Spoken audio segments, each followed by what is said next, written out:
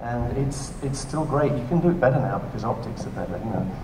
In the case of the sun, you have these satellites, you know. In the case of a lot of astronomical objects, you have orbiters who have gone out there and gone around these objects, so you can pick your baselines from that. But there's all kinds of ways. Yeah, you mentioned the Hubble telescope. The Hubble telescope all the time takes pictures of the planet Saturn, you know, our favorite stereoscopic object. So you've just got to pick a couple of moments that Hubble was pointing at Saturn, and you get a beautiful stereo effect. So one of those is in the card series that I've been peddling here. Do you have a 3D TV? I have a 3D TV. Which one may I ask? Oh God, what is it? Active or passive? It's passive. It's Polaroid. I can't remember the name of it. I can't remember the make of it. It's the LG? It's an LG. Yes, right. I have an LG which I worship daily. You do?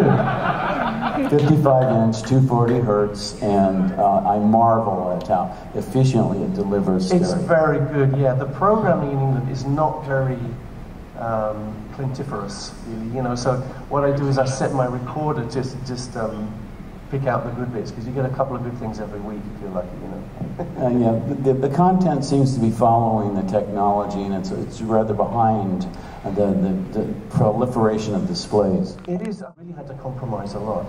I see that changing by the end of this year. I think we can expect House of Wax and Dial M for Murder on Blu-ray 3D. That would be so fabulous. Yeah. And that could just be the start of repurposing the 50s films, all of the pre-existing stereo, going back, hopefully, to the very beginnings in 1838.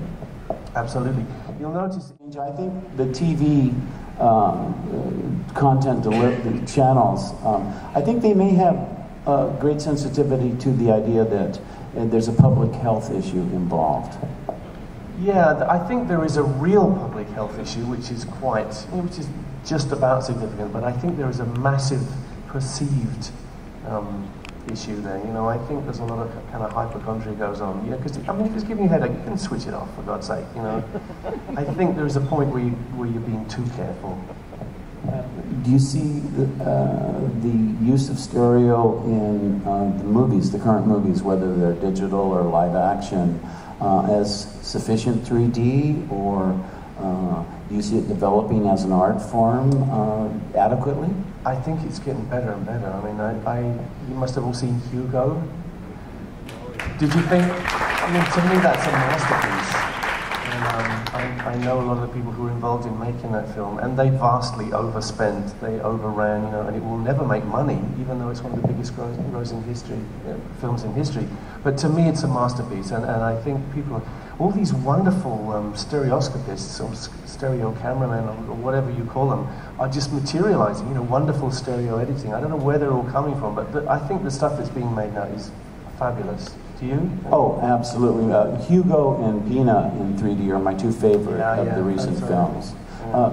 But Hugo particularly, the wonderful retelling of the contributions and life of Georges Méliès makes me think similarly of Freeze Green and his continuous attempt to innovate and his failure, the tragedy of the end of his life, and you know, how he collapsed at that meeting of the producers in Britain.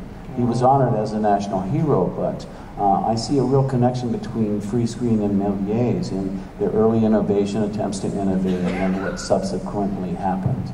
Interesting, yeah. I knew Freeze Green's grandson, actually, and I think he's still around. Tim Freeze Green was a studio engineer, and he worked on the first Sex Pistols album, and he helped on some of our recordings.